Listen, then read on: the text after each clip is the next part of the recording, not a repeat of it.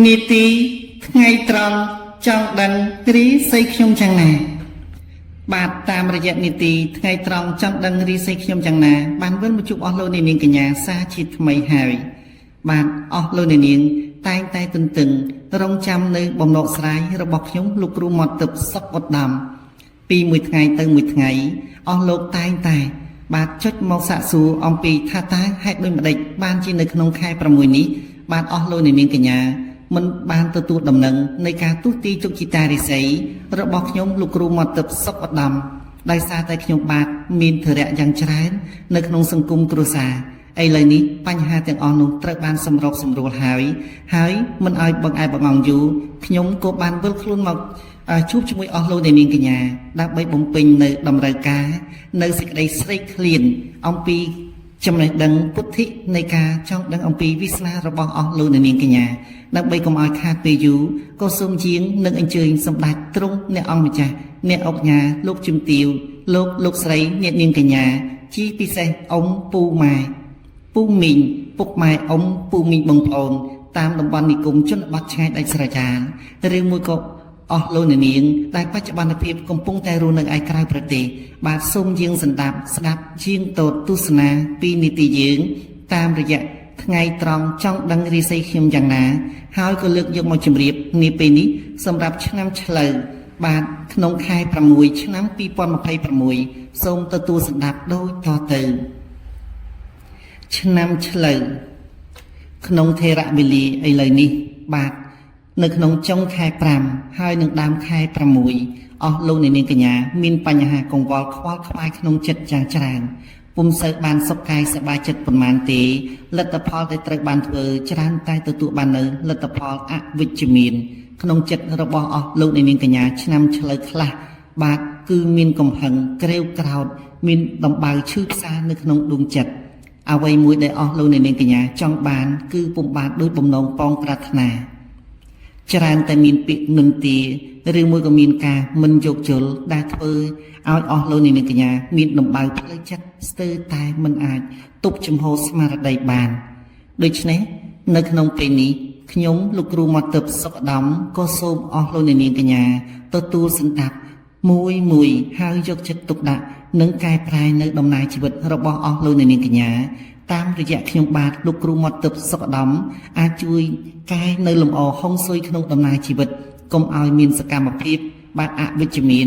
ន័យថាក្នុងចិត្តរបស់អស់លោកអ្នកនាងកញ្ញាឆ្នាំឆ្លូវមួយចំនួននោះមានអាការៈខឹងក្រេវក្រោធឈឺផ្សាឬមួយក៏ពុំទាន់បានទទួលនៅលទ្ធផលអ្វីមួយដោយបំណងពងប្រាថ្នាចិត្តមានមេត្តាសន្តោសប្រោសប្រណីប៉ុន្តែមានបុគ្គលខ្លះមិនបានយល់ដល់ចិត្តរបស់អស់លោកអ្នកនាងកញ្ញាឬមួយក៏ក្នុងអតីតកាលឆ្នាំឆ្លូវមួយចំនួនបាទមិនមែនឆ្នាំឆ្លូវទាំងអស់នោះទេបាទច្រើនតែមានការប្រទុសរាយជាមួយនឹងបាទស្វាមីឬមួយក៏ជាហេតុបណ្ដាលឲ្យចុះចោលស្វាមីដោយគ្មានស្ដាយស្រណោះដូចជាឆ្នាំឆ្លូវខ្លះជានារីអាចនឹងត្រូវព្រាត់ប្រាសឬមួយក៏ត្រូវចុះចោលផ្ទះជាមួយនឹងបរិសឆ្នាំជូតដែលជាស្វាមីឬមួយក៏នារីឆ្នាំឆ្លូវខ្លះត្រូវបានលះបង់យ៉ាងដាច់ស្រឡះឬមួយក៏មានការចិត្តនឹករលឹកដែរប៉ុន្តែมันអាចវិលថយក្រោយបានដោយសារតែបុគ្គលរៀងខ្លួនចង់ឈ្នះចាញ់ឆ្នាំឆ្លូវជានារីត្រូវបានជួបស្នេហ៍ហើយខកចិត្តខកបំណងជាមួយនឹងឆ្នាំជូតជាបរិសឬមួយក៏ឆ្នាំឆ្លូវជានារីត្រូវបានព្រាត់នារីខ្លោចផ្សាជាមួយនឹងដៃគូរបស់ខ្លួនឆ្នាំម្សាញ់ជាដើមក៏ប៉ុន្តែមានរឿងរ៉ាវច្រើនណាស់ជាមួយនឹងឆ្នាំឆ្លូវខ្លះដែលមានបុគ្គលឬមួយក៏ជាបរិសដែលជាឆ្នាំរកាជាស្វាមីរបស់នាងច្រើនតែមិនយល់ចិត្តនាងបាទជាហេតុបណ្ដាលឲ្យរស់នៅពុំសូវបានចុះសម្រុងជាមួយគ្នាអស់លោកអ្នកនាងកញ្ញាប្រសិនបើចង់បានជីវិតច្បាស់នៅក្នុងដំណើរទំព័រជីវិតឬមួយក៏ក្នុងការផ្សំពងសម្ព័ន្ធមិត្តរីនៅក្នុងការផ្សំពងសម្ព័ន្ធមិត្តរីមានន័យថាអស់លោកអ្នកនាងកញ្ញាចង់ដឹងថាតើខ្លួនឆ្នាំអ្វីជួបជាមួយនឹងនារីឬមួយក៏បរិសឆ្នាំអ្វីដែលធ្វើឲ្យជីវិតរបស់ខ្លួនរស់នៅប្រកបទៅដោយសុភមង្គល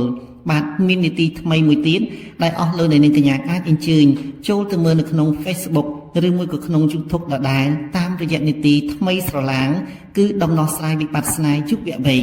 បាទនៅក្នុងដំណោះស្រាយវិបត្តិស្នេហ៍យុវវ័យអាចរៀបរាប់ឬមួយក៏បកស្រាយទូទាយជោគជតារិស័យជូនដល់អស់លោកអ្នកនាងកញ្ញាគ្រប់ស្រទាប់វណ្ណៈមិនមែនត្រឹមតែយុវវ័យដែលត្រូវមានវិបត្តិស្នេហ៍ទេបាទអស់លោកអ្នកនាងកញ្ញាគ្រប់ស្រទាប់វណ្ណៈទាំងវ័យចាស់យ៉ាងណាក៏ដោយក៏នីតិយើងនឹងត្រូវបកស្រាយជម្រាបជូនដល់អស់លោកអ្នកនាងកញ្ញាដែរដូច្នេះនៅពេលនេះសូមទទួលស្ដាប់ថារិស័យរបស់អស់លោកអ្នកនាងកញ្ញាឆ្នាំឆ្លូវបាទសម្រាប់ខែ6ឆ្នាំ2026គឺត្រូវទទួលបាននៅរាសីល្អបង្គួរបើទោះបីជានៅក្នុងចុងខែ5ឬមួយក៏កំពុងតែស្ដាប់ខ្ញុំបាទលោកគ្រូពិជ័យហារាកុមារមន្ទិបសុខឧត្តមអស់លោកនាងកញ្ញាប្រកាសជាបានដឹងដោយខ្លួនឯងថាឆ្នាំឆ្លូវបាទពិបាកចិត្តយ៉ាងណាមានកំហឹងក្រេវក្រោធយ៉ាងណាឬមួយក៏ត្រូវបាត់បង់មនុស្សជាទីស្រឡាញ់ឬមួយក៏ត្រូវបាត់បង់កិត្តិយសឬមួយក៏មានបុគ្គលខ្លះមួយចំនួនមិនបានយល់ដល់ចិត្តរបស់នាងយ៉ាងណាក៏ដោយក៏ប៉ុន្តែចាប់ពីពាក់កណ្ដាលខែ6នេះតទៅអស់លោកនាងកញ្ញានឹងត្រូវទទួលបាននៅពន្លឺថ្មីភ្លឺស្រឡាងរិស័យចាប់ផ្ដើមជាបណ្ដាហើយបោះជំហានឈានឆ្ពោះទៅមុខក្នុងលក្ខណៈដែលត្រូវទទួលបាននៅរិស័យល្អបង្គួរបាទលេខសំណាងរបស់អស់លោកអ្នកនាងកញ្ញានាពេលនេះគឺលេខ333បាទអញ្ជើញសះចេញម្ដងភ្លាមនឹងត្រូវមានរស្មីខ្ពង់ពោះរុងរឿងត្រចាស់ត្រចង់រីឯពណ៌សំណាងរបស់អស់លោកអ្នកនាងកញ្ញាគឺពណ៌ឈាមជ្រូកនិងពណ៌ខ្មៅបាទក្នុងនោះផងដែរសូមជម្រាបដល់អស់លោកអ្នកនាងកញ្ញាដូចតទៅថ្ងៃហេងរបស់អស់លោកអ្នកនាងកញ្ញាគឺថ្ងៃសុក្របាទរីឯថ្ងៃហាមគឺថ្ងៃអង្គារម៉ោងហេងម៉ោងត្រូវទទួលដំណឹងល្អឬម៉ោងដែលត្រូវបានភពប្រសពប្រស្រ័យតាក់ទងក្នុងមុខជំនួញការងារដោយប្រការណាមួយនោះគឺសូមអញ្ជើញលើកទូរស័ព្ទទំនាក់ទំនងជាមួយនឹងបុគ្គលដែលត្រូវចង់ទទួលជួបគឺនៅក្នុងថេរវេលាម៉ោង9:18នាទីពេលព្រឹកបាទឬមួយក៏នៅក្នុងពេលវេលាល្ងាចគឺម៉ោង4:05នាទីពេលថ្ងៃល្ងាចនោះគឺជាម៉ោងសុភមង្គលម៉ោងដែលត្រូវបានទទួលនៅកិត្តិយសឧត្តមឧត្តមប្រសិនបើនៅក្នុងពេលវេលានេះអស់លោកអ្នកនាងកញ្ញាមានថេរវេលារវល់ទៀតសូមអញ្ជើញទំនាក់ទំនងនៅក្នុងវេលាម៉ោង7:38នាទីពេលយប់នោះក៏ជាចំណុចវិជ្ជមានសម្រាប់អស់លោកអ្នកនាងកញ្ញាដែរចំពោះម៉ោងហាមសូមអស់លោកអ្នកនាងកញ្ញាចងចាំចំណាំទុកបាទគឺម៉ោង4:15នាទីពេលព្រឹកនេះគឺជាចំណុចហាមឃាត់យ៉ាងប្រឆាំងនិងម៉ោង8:20នាទីពេលព្រឹកម៉ោង12:28នាទីពេលពាក់កណ្ដាលថ្ងៃត្រង់ចំពោះទិសអស់លោកនាងកញ្ញាសូមចងចាំចំណាំទុកស្ដាប់ដោយយកចិត្តទុកដាក់ទិសហេងទិសលៀបសក្ការៈរបស់អស់លោកនាងកញ្ញាគឺទិសខាងត្បូងប៉ុន្តែមិនត្រូវបានអនុញ្ញាតឲ្យអស់លោកនាងកញ្ញាធ្វើដំណើរឆ្ពោះទៅទិសខាងលិចឈៀងខាងជើងឡើយបាទអស់រយៈកាលដូចខ្ញុំបានជម្រាបបាទមួយរយៈកាលវែងផងខ្លីផងអស់លោកនាងកញ្ញាជួបរឿងស្មុគស្មាញច្រើនណាស់បាទអ្នកធំក្តីអ្នកតូចក្តីហាក់មិនពេញចិត្តចំពោះអស់លោកនាងកញ្ញាមិនចូលចិត្តចំពោះអស់លោកនាងកញ្ញាបើទោះបីជាយើងមានបំណងល្អចំពោះអ្នកដទៃឬមួយក៏សាច់ញាតិរបស់ខ្លួនយ៉ាងណាក៏ដោយក៏គេមើលមកខ្លួនក្នុងចំណុចអវិជ្ជមានដែរដូច្នេះចូលអស់លោកនាងកញ្ញាត្រូវយកចិត្តទុកដាក់សមាធិផ្លូវចិត្តឲ្យបានច្រើនបាទកុំសន្សំនៅពាក្យសម្ដីដែលមិនបានប្រយោជន៍ហើយត្រូវឮពីនេះឬមួយក៏ឮពីនោះយកមកកប់ទុកនៅក្នុងជំរៅចិត្តរបស់អស់លោកអ្នកនាងកញ្ញានេះហើយគឺជាចំណុចដែលអស់លោកអ្នកនាងត្រូវទទួលបាននៅសុភមង្គលប្រសិនបើអស់លោកអ្នកនាងកញ្ញាធ្វើផ្ទុយអំពីបំណងដែលខ្ញុំបានជម្រាបឧទាហរណ៍ឮពីអ្នកនេះយកទៅប្រាប់អ្នកនោះឬពីអ្នកនោះយកទៅប្រាប់អ្នកនេះឬមួយក៏យករឿងគេមកពិភាក្សាមិនចេះដាច់មិនចេះលហែនោះនឹងធ្វើឲ្យជីវិតរបស់អស់លោកនាងកញ្ញាឆ្នាំឆ្លូវជួបប្រទះតែនឹងវិបយោគឬមួយក៏អពមង្គលបាទមិនសមប្រកបទេដូច្នេះសូមអស់លោកនាងកញ្ញាតាំងផ្លូវចិត្តបួសសមាធិឲ្យបានម៉ត់ចត់ជាទីបំផុតបាទពាក្យថាសមាធិគឺត្រូវតម្រូវឲ្យចិត្តអស់លោកនាងកញ្ញាស្ងប់ស្ងាត់ធ្វើបន់ប្រកាសជាធ្វើបន់សន្សំកុសលប្រកាសជាសន្សំកុសលកុំយករឿងអ្នកដទៃឬមួយក៏យករឿងសាច់ញាតិរបស់យើងមកច្របូកច្របល់គ្នានោះធ្វើឲ្យការសមាធិផ្លូវចិត្តរបស់អស់លោកនាងកញ្ញាឈានទៅដល់ចំណុចអវិជ្ជមានជាហេតុបណ្ដាលឲ្យធ្វើអ្វីមួយនឹងទទួលបាននៅបរាជ័យប្រសិនបើអស់លោកនាងកញ្ញាយកនៅចំណុចវិជ្ជមានបាទឮពីត្រឹមគេមកទុកពីក្នុងខ្លួនយើងហើយអភ័យទោស អសន្តិភាពមានន័យថាធ្វើឲ្យចិត្តរបស់អស់លោកអ្នកកញ្ញាស្ងប់ស្ងាត់បាទពាក្យថាអសន្តិភាពមានន័យថាបង្កកំហឹងបង្កនៅចំនួនដូច្នេះមិនត្រូវនាំពាក្យពីមួយទៅមួយទេគឺត្រូវតែធ្វើឲ្យសន្តិភាពនៅក្នុងផ្លូវចិត្តរបស់អស់លោកអ្នកកញ្ញានោះឆ្នាំឆ្លូវធ្វើអ្វីមួយនឹងបានសម្រេចដោយបំណងពងប្រាថ្នាពីព្រោះអីឆ្នាំឆ្លូវនាមជាសត្វគោច្រើនតែមានគេមិនសូវយល់ដល់ចិត្តរបស់អស់លោកអ្នកកញ្ញាហើយម្យ៉ាងវិញទៀតពងជាមនុស្សប្រុសបាទធាតដីធ្វើអ្វីមួយម៉ាត់ចាប់ជាទីបំផុតបំណងពងប្រាថ្នានឹងបានសម្រេចដោយសន្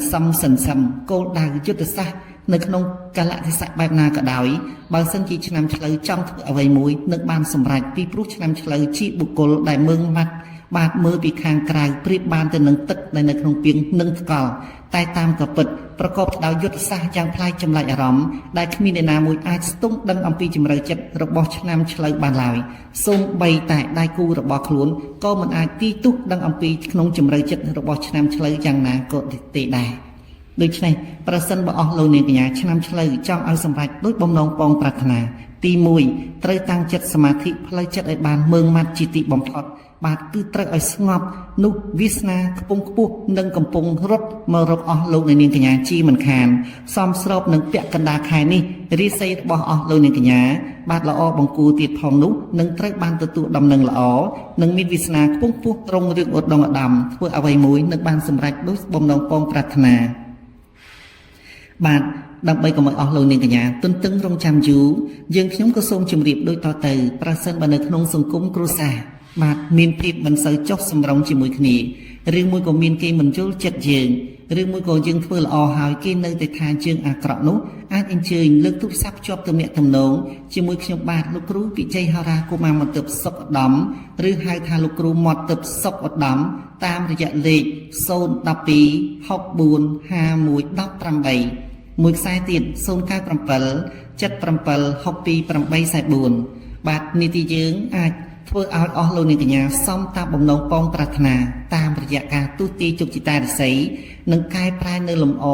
កែប្រែនៅវាសនាអភ័ព្វរបស់អស់លោកនាងកញ្ញាឆ្នាំឆ្លូវខ្លះឲ្យវិលមករកភាពសុខដុមរមនាក្នុងដំណើរជីវិតតាមរយៈកន្សែងយ័ន្តកន្សែងស្នេហ៍គ្រប់ប្រភេទព្រមទាំងមានខ្សែកត្បូងថ្មអង្កាំធម្មជាតិគ្រប់ប្រភេទជាទីមនោរម្យដែលជាចំណុចចាប់ផ្ដើមនៅលៀបសក្ការៈតាមរយៈអ្នកមគ្គបតៈតេចិត្តតកាយគឺតាមរយៈមុនស្នេហ៍សារកាលិនថោងអាចខាបនិងបញ្ចុះនៅប្រលឹងផ្នែកមនោសញ្ចេតនាឲ្យអស់លោកនាងកញ្ញាសម្រេចអ្វីបានតាមបំណងពងប្រាថ្នា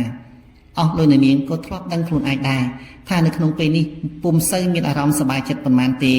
ដោយសារតែខ្លួនត្រូវបានគេមិនយល់ចិត្តឬមួយក៏មានកំហឹងក្រេវក្រោបនៅក្នុងខ្លួនធ្វើអ្វីមួយចេះតែខុសដូច្នេះហើយជាហេតុបណ្ដាលឲ្យជួនកាលឈឺក្បាលឬមួយក៏អស់កម្លាំងដោយមិនដឹងខ្លួនដើម្បីរងាប់នៅកំហឹងដើម្បីជាមុនស្នេហ៍សារិកាដើម្បីជាឱសថលើកកម្លាំងដល់អស់លោកនាងកញ្ញាមានតែសមាធិផ្លូវចិត្តឲ្យបានពិតប្រាកដកុំយកកំហឹងទៅទល់នឹងកំហល់កុំយករឿងអ្នកដទៃមកដាក់ទុកនៅក្នុងខ្លួនហើយត្រូវបាទមានការខន្តីអភ័យទោសមានតែធម៌ទេដែលអាចរងាប់នៅជីវិតអពមង្គលសម្រាប់អស់លោកនាងកញ្ញាបានគឺធម៌បរិសុទ្ធមិនមែនគ្រាន់តែធម៌ដែលនិយាយថាសិល5សិល8ឬមួយក៏សិល10នេះទេគឺសិលចេញពីបេះដូងបរិសុទ្ធរបស់អស់លោកនាងកញ្ញាចំពោះឆ្នាំឆ្លូវតែម្ដងបាទពេលវេលាបានមកដល់ទីបញ្ចប់ហើយបាទមុននឹងជម្រាបលាក៏សូមរំលឹកជូនដល់អស់លោកនាងកញ្ញាឆ្នាំឆ្លូវម្ដងទៀតបាទកុំអស់សង្ឃឹមបាទកុំឲ្យមានចិត្តច្របូកច្របល់បើទោះបីអស់រយៈកាលប៉ុន្មានខែមកនេះមានអារម្មណ៍មួម៉ងក្តៅក្រហាយយ៉ាងណាក៏ដោយចាប់ពីពាក់កណ្ដាលខែ6នេះតទៅរាសីរបស់អស់លោកនាងកញ្ញាគឺត្រូវទទួលបាននៅរាសីអបង្គួរមានចំណុចចាប់ផ្ដើមគឺមានដំណឹងល្អមានលៀបសក្ការៈហូរចូលមកបាទក្នុងរង្វង់ដៃរបស់អស់លោកនាងជាបណ្ដាបណ្ដាទំនាក់ទំនងអ្វីមួយនៅក្នុងសង្គមគ្រួសារឬមួយក៏នៅទីកន្លែងធ្វើការងារឬមួយក៏ការប្រកបរបរអាជីវកម្មនឹងមានលទ្ធផលហុចផ្លែផ្កាជាក់ជីមិនខានពេលវេលាបានមកដល់ទីបញ្ចប់ខ្ញុំបាទសុខឧត្តមលោកគ្រូមាត់ទឹកបាទក៏សូមប្រសិទ្ធពរជ័យថ្វាយជូនដល់សម្ដេចអគ្គសេនាបតីតេជោហ៊ុនសែននិងសម្ដេចមហាបវរហ៊ុនម៉ាណែតធិបតីហ៊ុនម៉ាណែតសូមសម្ដេចទាំងពីររួមជាមួយក្រុមគ្រួសារមានសេចក្តីសុខកាយសប្បាយចិត្តចម្រុងចម្រើនប្រកបដោយប្រាជ្ញាញាណបាទព្រះអង្គទាំងពីរគឺជាមគ្គុទ្ទេសក៍ដ៏ឆ្នើមដឹកនាំកម្ពុជាយើងបាទនាវាកម្ពុជារដ្ឋឈានឆ្ពោះទៅ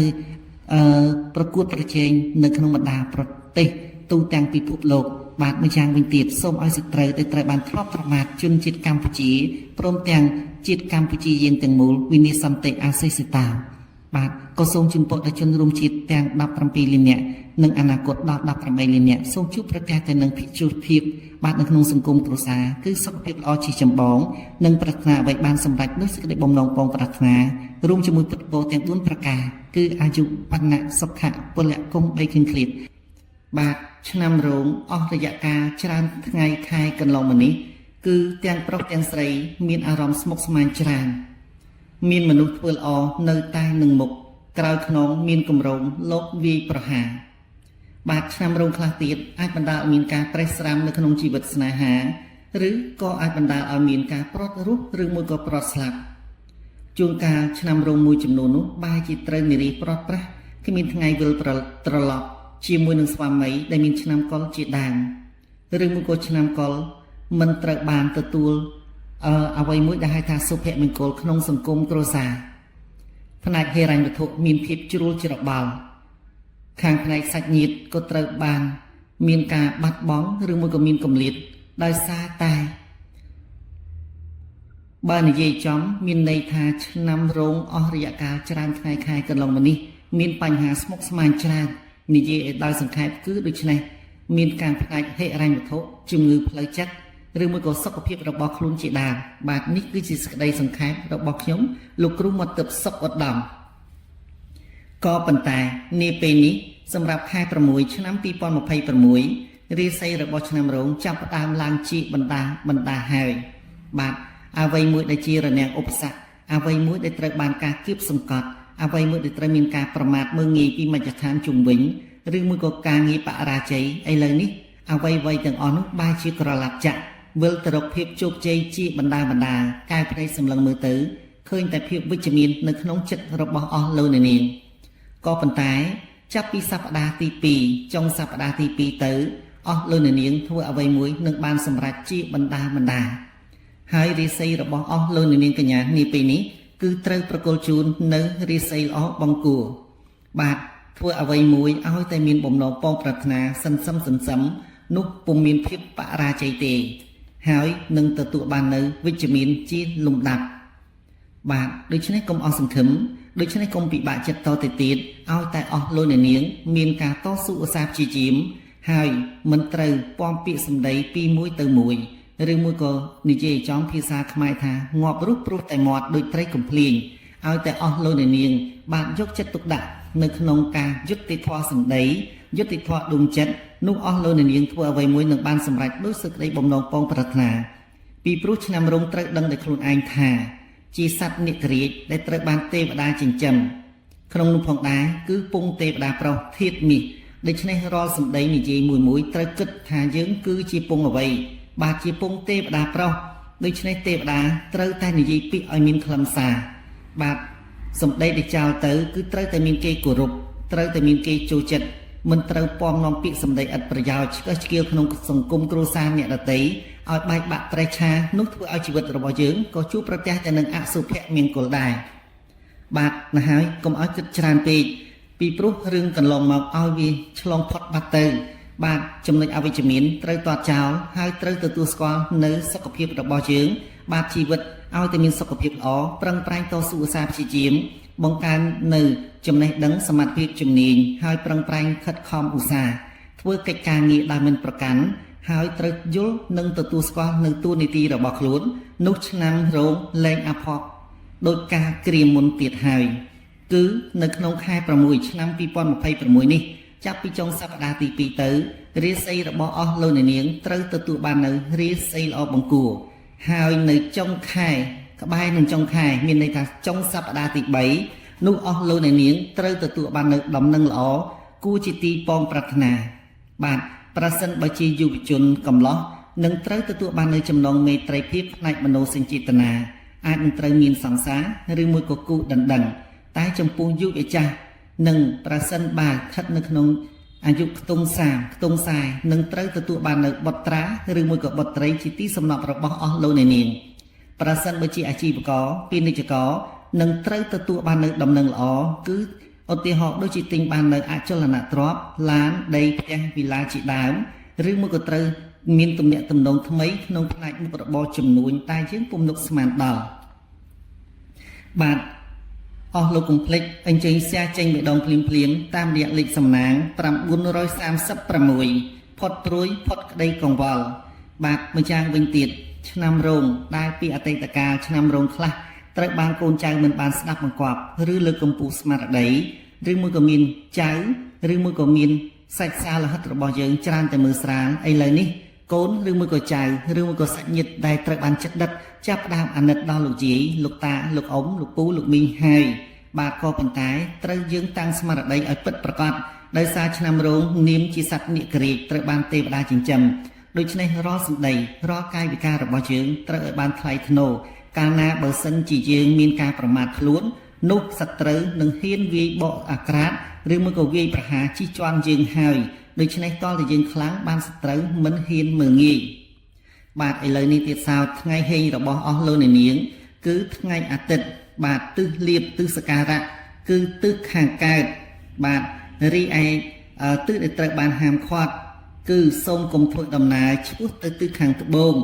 បាទហើយថ្ងៃដែលត្រូវបានហាមឃាត់នោះគឺថ្ងៃអង្គារម៉ោងលៀបម៉ោងជោគម៉ោងជ័យម៉ោងសក្ការៈរបស់អស់លោកអ្នកនាងបាទគឺម៉ោង8:19 នាទីម៉ោង2:52 នាទីពេលថ្ងៃរសៀលម៉ោង9:18 យប់បាទនោះអស់លោកអ្នកនាងកញ្ញាគឺសុទ្ធសឹងតែជាចំណុចដ៏ល្អដែលអាចណាត់ជួបប្រឹក្សាយោបល់នៅក្នុងការទំនាក់ទំនងជាលទ្ធផលវិជ្ជមានមិនខានបាទដូច្នេះអស់លោកអ្នកនាងកញ្ញាត្រូវចងចាំចំណាំទុកមួយទៀតម៉ោងហាមបាទគឺម៉ោងអន្សាម៉ោងដែលហៅថាសយម៉ោងសំបីតែមិនដើរទៅណាមកណាក៏ដោយយើងឲ្យប្រយ័ត្នពីព្រោះទោះបីជាយើងសម្រាននៅក្នុងផ្ទះក្តីបាទកាលណា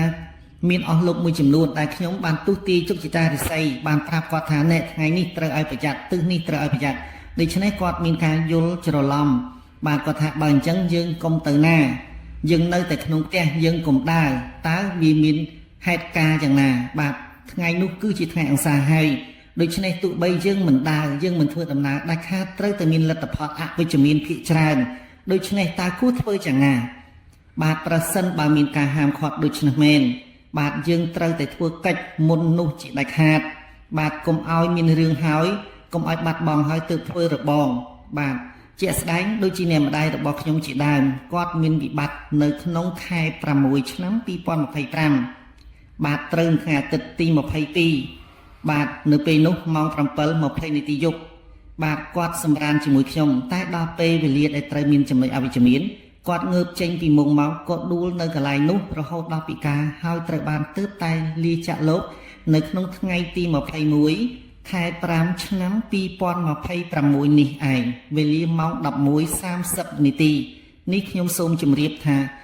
កាលណាមានការទុះទាយជោគជតារិស័យថ្ងៃអន្សាមកហើយទោះបីជាយើងដេកក៏ដោយក៏ត្រូវទទួលនៅលទ្ធផលអវិជ្ជមានដែរនេះគឺជារឿងពិតមិនអាចប្រកែកបានដូច្នេះប្រសិនបើមានការដែលត្រូវបានហាមឃាត់សូមអស់លោកអ្នកនាងបាទអញ្ជើញ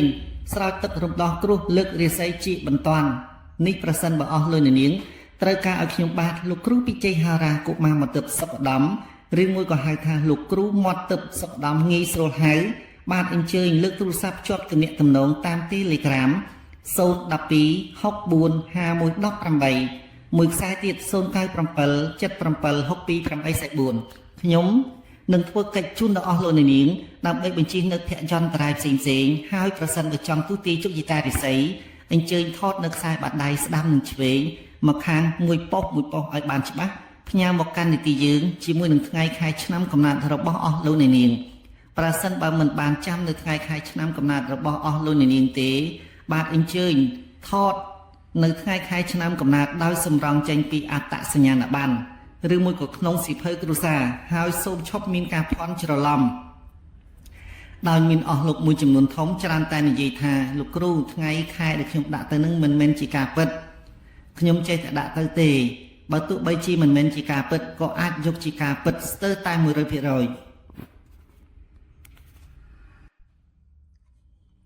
បាទដោយហេតុថាកាលណាយើងធ្វើបាទប្លង់ផ្ទះប្លង់ដី ឬមួយក៏យើងទិញនៅអចលនទ្រព្យផ្សេងឬមួយក៏កម្ចីប្រាក់ពីអន្តទានឯកជនឬមួយក៏រដ្ឋក្តីធនាគារក្តីដែលខាតគេតម្រូវឲ្យអស់លោកអ្នកនាងយកនៅអត្តសញ្ញាណប័ណ្ណសៀវភៅគ្រួសារដើម្បីសម្រង់ជាព័ត៌មានផ្សេងដូច្នេះយើងមិនអាចនិយាយប្រាប់គេថាសិតតែរឿងមិនពិតដោយសារតែខ្ញុំមិនមានការចងចាំយើងចេះតែដាក់ទៅទេការដាក់ទៅនេះសូម្បីតែដល់ថ្ងៃដែលយើងត្រូវស្លាប់ក៏យើងត្រូវសម្រង់យកមកដាក់នៅមុខភ្នោបាទនៅថ្ងៃខែឆ្នាំកំណើតក្នុងលក្ខណៈអត្តសញ្ញាណប័ណ្ណនោះហើយពីព្រោះរាល់ពេលដែលយើងទៅកាត់ឈ្មោះនៅតាមភូមិឃុំសង្កាត់ឬមកក៏ទៅដល់សាលាក្រុងបាទគឺគេត្រូវយកនៅអត្តសញ្ញាណប័ណ្ណនោះធ្វើជាគោលបាទនេះខ្ញុំសូមបញ្ជាក់ដើម្បីកុំឲ្យអស់លោកអ្នកនាងមានការភ័ន្តច្រឡំតែយើងអាចនិយាយថាឧទាហរណ៍បុគ្គលនោះខ្ទង់30ជាងបាទគាត់កើតឆ្នាំម្សាញ់ប៉ុន្តែគាត់មិនបានចាំថ្ងៃខែឆ្នាំកំណើតជាឆ្នាំខ្មែរថ្ងៃខ្មែរឧទាហរណ៍ដូចថ្ងៃអាទិត្យច័ន្ទអង្គារឬមួយក៏ខែយើងអាចបានចាំនៅខែអានឹងងាយស្រួលទេបាទងាយស្រួលចាំឧទាហរណ៍ថាយើងមិនចាំខែខ្មែរតែក្នុងអត្តសញ្ញាណប័ណ្ណវាមានខែជាភាសាជាលេខបារាំងបាទជាលេខរ៉ូម៉ាំង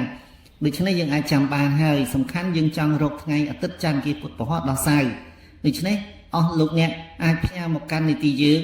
នៅសម្រង់ព័ត៌មានចេញពីក្នុងអត្តសញ្ញាណប័ណ្ណនៅថ្ងៃខែឆ្នាំកំណើតរបស់អស់លោកអ្នកនាងបាទខ្ញុំសូមធានាថានឹងទុះទាយយ៉ាងលម្អិតពិស្ដាររហូតមួយឆាកជីវិតជូនដល់អស់លោកអ្នកនាងកញ្ញាមិនឲ្យខកបំណងឡើយហើយដើម្បីបញ្ជាក់នៅសមត្ថភាពរបស់យើងខ្ញុំមិនចាំបាច់អស់លោកអ្នកនាងបាទជម្រាបថាចង់មើលពីរឿងអ្វីនោះទេពីព្រោះក្នុងនាមជាគ្រូទុះទាយជោគជតារិស័យ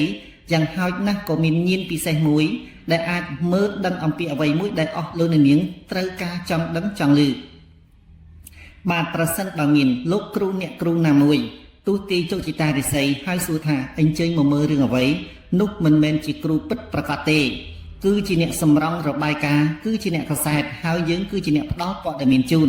ឧទាហរណ៍ភាគច្រើនគ្រូច្រើនតែសួរថាមកមើលពីរឿងអ្វីយើងបាននិយាយប្រាប់គ្រូថាខ្ញុំរស់ស៊ីមិនកើតចេះតែខាតទៅក្នុងគ្រួសារឆ្លោះទាស់តែងគ្នាបាទជាពាក់លុយគេច្រើនប្រពន្ធរត់ចោលប្តីរត់ចោលនោះគេមិនហៅថាទៅមើលហោទេគេហៅថាទៅរាយការណ៍ជូនហោទៅវិញដូច្នេះហោនឹងអត់មានអ្វីមួយដែលត្រូវបានជម្រាបទេគឺឆ្លើយតាមតែយើងដូច្នេះយើងនៅពេលដែលចេញមកវិញគឺវាអត់អស់ចិត្តពីព្រោះអីចម្លើយហោគឺដូចនឹងយើងបានប្រាប់ក៏ប៉ុន្តែប្រសិនបើយើងគ្រាន់តែប្រាប់ថ្ងៃខែឆ្នាំកំណើតរួមជាមួយនឹងថតនៅខ្សែបាតដៃស្ដាំនិងឆ្វេងហើយលោកគ្រូនោះបានទុះទាញមកឲ្យដូចជារឿងពិតរបស់យើងនេះហើយបានយើងនឹងអស់ចិត្តខ្ញុំចង់ឲ្យអស់លោកអ្នកនាងធ្វើដូច្នេះបាទពីព្រោះបទចម្រៀងដែលចងចាំនៅក្នុងមនោសញ្ចេតនារបស់អស់លោកអ្នកនាងគឺជាបទរបស់លោកស៊ីនស៊ីសមុទ្រអ្នកស្រីរុស្រីសធាប៉ែនរនហួយមាសជាដើមបាទនេះគ្រាន់តែប៉ុណ្្នឹងអស់លោកយល់ហើយបើទោះបីជាអ្នកចម្រៀងនោះបានលាចាកលោកទៅហើយច្រើនទស្សវត្សមកហើយក្តីក៏ប៉ុន្តែនៅតែដិតដាមនៅក្នុងមនោសញ្ចេតនារបស់អស់លោកអ្នកនាងបាទឧទាហរណ៍សម័យនេះអ្នកចម្រៀងនៅរស់ចងោតែអត្ថបទនៃបទចម្រៀងបានស្លាប់បាត់បង់មុនម្ចាស់ទៅហើយបាទនេះខ្ញុំចង់ឲ្យអស់លោកអ្នកនាងទទួលស្ដាប់ដោយយកចិត្តទុកដាក់មិនមែនជាការបំភ័យមិនមែនជាការបន្លាចតែគឺជាលោកគ្រូមួយដែលបញ្យលនៅពុទ្ធិបាទនៅចំណេះដឹងជូនដល់អស់លោកអ្នកនាងបាទអស់លោកអ្នកនាងខ្លះស្ដាប់ទៅគាត់ថាមានពេលវែងគាត់ចង់បានខ្លីខ្ញុំបានបញ្យលហើយថានៅក្នុងរាសីរបស់អស់លោកអ្នកនាងកញ្ញាសម្រាប់ខែ6នេះបាទគឺអស់លោកអ្នកនាងត្រូវទទួលបាននៅរាសីល្អបង្គោះហើយបាទទិសហេងក៏ខ្ញុំបានប្រាប់ទិសហាមក៏ខ្ញុំបានប្រាប់ថ្ងៃល្អថ្ងៃអាក្រក់ក៏ខ្ញុំបានប្រាប់បាទចំណុចចាប់ដើមពេលណាក៏ខ្ញុំបានប្រាប់គឺថេរវេលានៃម៉ោងតែខ្ញុំចង់បញ្យលឲ្យអស់លោកអ្នកនាងបាទឧទាហរណ៍យើងអញ្ជើញគ្រូហុងស៊ុយទៅដល់ផ្ទះយើងចេះតែខុសនេះខុសនោះត្រូវវាយនេះចោលត្រូវវាយនោះចោលវាខាតបាត់បង់យ៉ាងច្រើនវាធ្វើឲ្យយើងស្ដាយរបស់ទ្រព្យតើមានវិធីយ៉ាងណាបាទប្រសិនបើលោកគ្រូអ្នកគ្រូគាត់ពូកែគាត់គ្រាន់តែយកវត្ថុអ្វីមកជំនួសនោះហើយគេហៅថាគ្រូពូកែបាទឧទាហរណ៍ដូចថាយើងត្រូវមានទីនាំងគឺទិសត្រូវមានផ្ទះបែរទៅទិសខាងត្បូងតែចែកដន់យើងបែរជាមានផ្ទះបែរទៅទិសខាងលិចឬមួយក៏បែរទៅទិសខាងកើតតែយើងគួរវាយផ្ទះនោះចោលដែរឬទេដើម្បីបំពេញនៅបាទចំណង់ចំណូលចិត្តឬមួយក៏បំពេញនៅក្រិតក្រមរបស់ លោកគ្រូអ្នកគ្រូដែលជាគ្រូហុងស៊ុយមកទាញនៃការមើលនៅហុងស៊ុយនៅក្នុងផ្ទះរបស់យើងប៉ុន្តែប្រសិនបើលោកគ្រូអ្នកគ្រូមួយចំនួនគាត់មានទេពកោសល្យខ្ពស់គាត់អាចធ្វើវិធីជំនួសបានឧទាហរណ៍ខ្ញុំលើកយកមកនិយាយថាមានបងប្អូនរស់នៅមិនចុះសម្រុងនឹងគ្នាតមាត់តករហូតដល់មានការឈឺធ្ងន់ដូច្នេះយើងមិនអាចទៅអញ្ជើញអ្នកដែលមិនត្រូវជាមួយយើងឲ្យមកជួបគ្នាបានឬមួយក៏គាត់ត្រូវទៅរស់នៅឯប្រទេសក្រៅឆ្ងាយដែលយើងមិនអាចទំនាក់ទំនងគ្នាបានដូច្នេះមានតែវិធីជំនួសយើងអាចចាត់តាំងបុគ្គលណាមួយឲ្យមកនិយាយជំនួសថាជាបុគ្គលដែលយើងមិនត្រូវគ្នាឬមួយក៏យើងនិយាយដោយផ្ទាល់មាត់យើងជំនួសបុគ្គលនោះនឹងហើយគេហៅថាការជំនួសបាទមិនមែនយើងធ្វើផ្លូវវិកកុំបោះបង់ផ្លូវត្រង់កុំឲ្យដាបាទចូលស្ទឹងតាមបត់ចូលស្រុកតាមប្រទេសនេះខ្ញុំនិយាយជូនដល់អស់លោកអ្នកនាងឥឡូវនេះសម្រាប់ឆ្នាំរោងខែ6ឆ្នាំ2026បានមកដល់ពេលវេលាហើយគឺរិស័យរបស់អស់លោកអ្នកនាងកញ្ញាចាប់ពីសប្តាហ៍ទី2ឡើងរហូតដល់សប្តាហ៍ទី3តទៅនៅរិស័យរបស់អស់លោកអ្នកនាងចាប់ដើមឡើងជាបង្គួរហើយទទួលបានលទ្ធផលផ្លែផ្កាជាវិជ្ជមានដូចខ្ញុំបានជម្រាបបាទឯលេខសំណាងគឺលេខ936ពេលវេលាបានមកដល់ឯការដែលត្រូវជម្រាបព័ត៌មានក៏បានអស់ហើយដែរខ្ញុំបាទសូមខន្តីអភ័យទោសហើយក៏សូមជម្រាបលាក៏សូមប្រសិទ្ធពរជ័យថ្វាយជូនដល់សម្ដេចអគ្គសេនាបតីតេជោហ៊ុនសែនរួមជាមួយសម្ដេចមហាបវរធិបតីហ៊ុនម៉ាណែតសូមសម្ដេចទាំងទ្វេនិងក្រុមគ្រួសារបាទមានព្រះជន្មាយុយឺនយូរ100ឆ្នាំហើយមានសុខភាពល្អជាចម្បងហើយរាល់ប្រការណាមួយដែលត្រូវប្រជាជនកម្ពុជាបាទផ្ញើក្តីសង្ឃឹមថាសម្ដេចទាំងទ្វេនឹងធ្វើឲ្យជនជាតិកម្ពុជាបាទរួចផុតអំពីសេចក្តីទុក្ខកង្វល់ហើយនឹងក្លាយទៅជាប្រទេសមួយដែលអាចប្រកួតប្រជែងជាមួយអរិយប្រទេសបានសត្រូវដែលមានបំណងលោកវាយប្រហារមើងងាយដល់ជនជាតិកម្ពុជានឹងត្រូវតែវិនិច្ឆ័យសន្តិអាសេសិតាបាទហើយខ្ញុំបាទក៏សូមជូនពរដល់ប្រជាជនកម្ពុជា17លាននាក់រហូតបច្ចុប្បន្ន18លាននាក់តទៅនឹងត្រូវទទួលបាននូវសុខភាពល្អជាចម្បងប្រាថ្នាអ្វីបានសម្រេចដោយសេចក្តីបំណងពងប្រាថ្នារួមជាមួយពុទ្ធពរទាំង4ប្រការគឺអាយុវណ្ណៈសុខៈពលៈកំបីគ្លៀងគ្លៀនបាទជំរាបហើយជំរាបទៀតប្រសិនបើក្នុងសង្គមគ្រួសារមានសេចក្តីមិនសមប្រកបអសុភមង្គលអញ្ជើញអស់លោកអ្នកនាងទំនាក់ទំនងសារជាថ្មីជាមួយលេខទូរស័ព្ទភ្ជាប់ Telegram 012 64 5118មួយខ្សែទៀត097 77 62 844បាទមានយន្តគ្រប់ប្រភេទសម្រាប់ការលក់ដូររបស់អស់លោកអ្នកនាងកញ្ញាបាទសម្រាប់ការធ្វើឲ្យស្វាមីនិងភរិយាជួបជុំគ្នាវិញ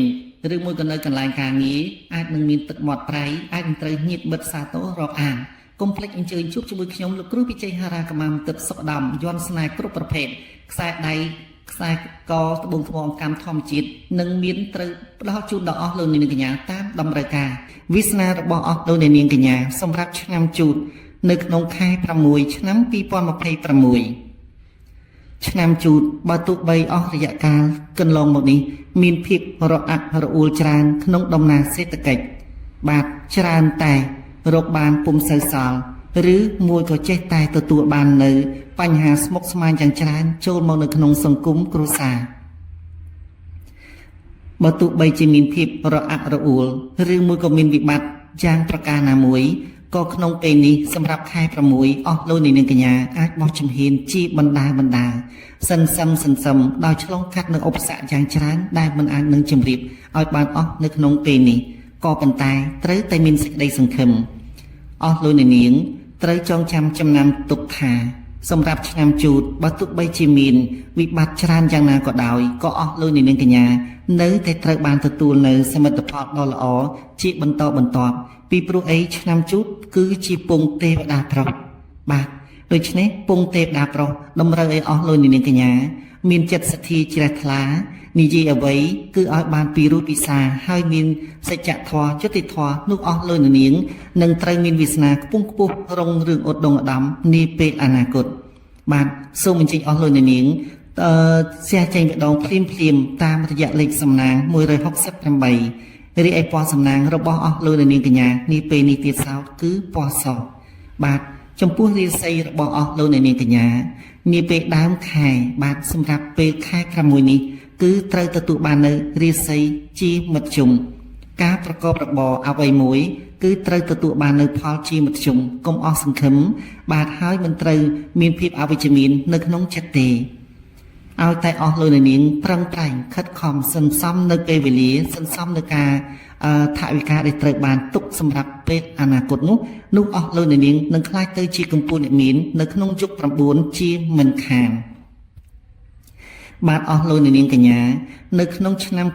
2026កន្លងមកនេះអស់រយៈកាល1ខែ2ខែ3ខែ4ខែ5ខែហើយចូលមកដល់ក្នុងខែទី6នេះបាទអស់លោកនាងមិនត្រូវមានក្តីកង្វល់ខ្វល់នៅក្នុងអារាទៀតទេ